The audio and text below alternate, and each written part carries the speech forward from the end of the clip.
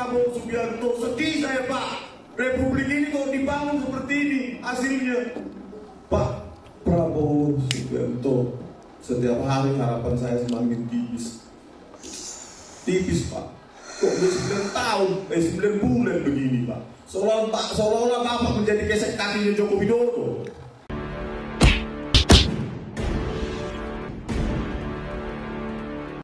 Assalamualaikum warahmatullahi wabarakatuh. Om Swastiastu, Namo Buddhaya, salam kebajikan. Video kali ini masih seputaran ijazah Pak Jokowi ya, yang polemiknya ini entah kapan bisa berakhir.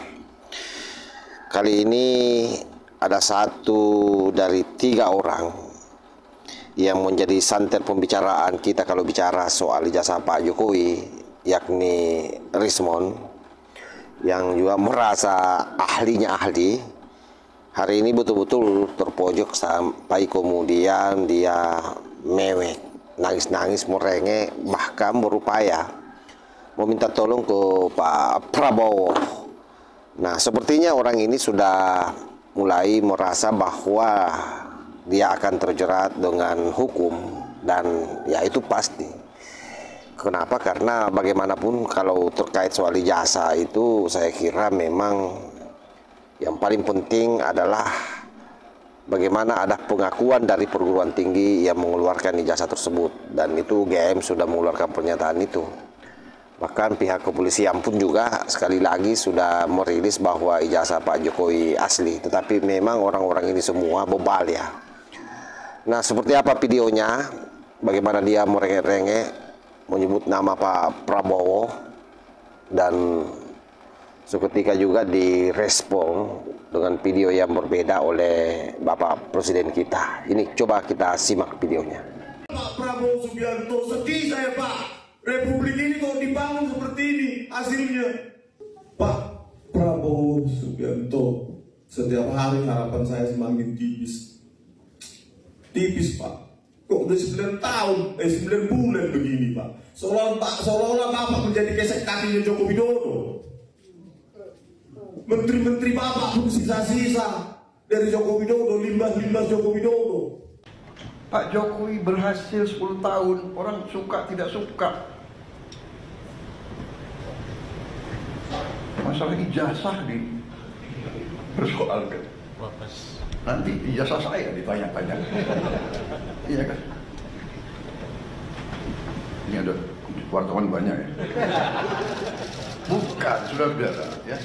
Kita ini di mana-mana saya katakan, dunia ini sedang penuh ketidakpastian.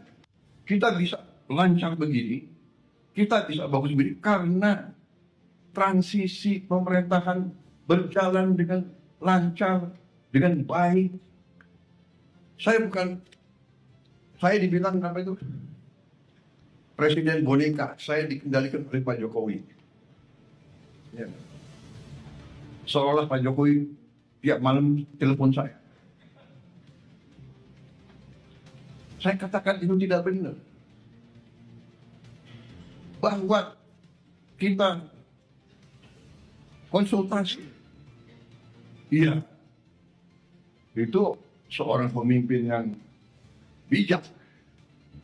Ya, konsultasi. Minta pendapat. Minta saran. Beliau 10 tahun berkuasa. Saya menghadap beliau, gak ada masalah. Saya menghadap Pak SBY, tidak ada masalah. Saya menghadap Ibu Mega, tidak ada masalah. Nanti malam kita akan buka yang namanya kemarin Barreskrim mengumumkan itu adalah identik. Jawabannya tidak identik. Clear sekali. Bahkan pembandingnya adalah orang-orang yang selama ini mendukung Jokowi. Menggunakan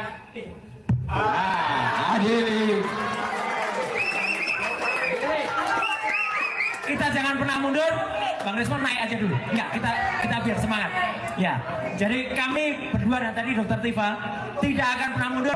Pesan saja kepada Pak Prabowo Subianto, jangan ragu-ragu untuk mencopot Kapolri itu. Mereka adu domba kita sampai sekarang. Kekuatan-kekuatan asing yang tidak suka Indonesia kuat, tidak suka Indonesia kaya. Ratusan tahun mereka datang dengan uang. Mereka membiayai LSM-LSM untuk mengadu domba kita. Mereka katanya adalah penegak demokrasi, HAM, kebebasan pers. Padahal itu adalah versi mereka sendiri. Jadi harapan daripada respon, saya kira ini tidak kesampaian ya. Kenapa? Karena justru kemudian Pak Prabowo menimpali pernyataan-pernyataan yang beredar viral ini, terutama dari trio kwek-kwek pembenci Pak Jokowi ini dengan menyampaikan bahwa beliau sebagai presiden sangat salut dengan Pak mantan Presiden Joko Widodo. Tentu ini memang akan semakin membuat para pembenci Pak Jokowi ketakutan.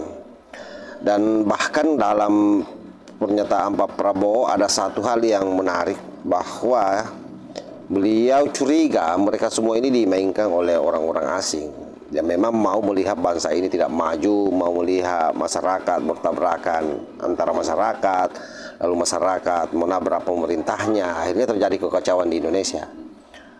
Nah, hal ini tentu akan membuat presiden untuk melakukan proteksi. Nah, salah satu proteksinya ya penegakan hukum terhadap orang-orang ini semua. Apalagi sudah jelas kalau Pak Prabowo mengeluarkan pernyataan demikian, tidak mungkin tidak satu ya. Pasti Pak Prabowo sudah pegang kartu-kartu as mereka semua ini, siapa-siapa di belakangnya. Sehingga ke depannya ini, saya yakin sekali lagi bahwa orang-orang ini semua di kerangkeng. Makanya benar saja kalau kemudian Roy Suryo itu dilaporkan, Dr. Tipa dilaporkan, Rismon dilaporkan. Ya, kita berharap bahwa negara ini berlaku adil. Dan kenapa baru sekarang dilaporkan? Ya, karena kalau waktu masih Pak Jokowi yang melaporkan pada saat beliau masih menjabat sebagai presiden, pasti mereka semua akan menyanyi lagi bahwa hukum diintervensi oleh presiden, polisi diintervensi, jaksa diintervensi, hakim diintervensi. Nah, ini mereka mau bilang apa? Selain mewek, ya karena sudah tahu dirinya bahwa sebentar lagi akan dipenjara. Saya kira demikian sahabat ya. Wallahul muwaffiq ila aqwamit thoriq. Wassalamualaikum warahmatullahi wabarakatuh.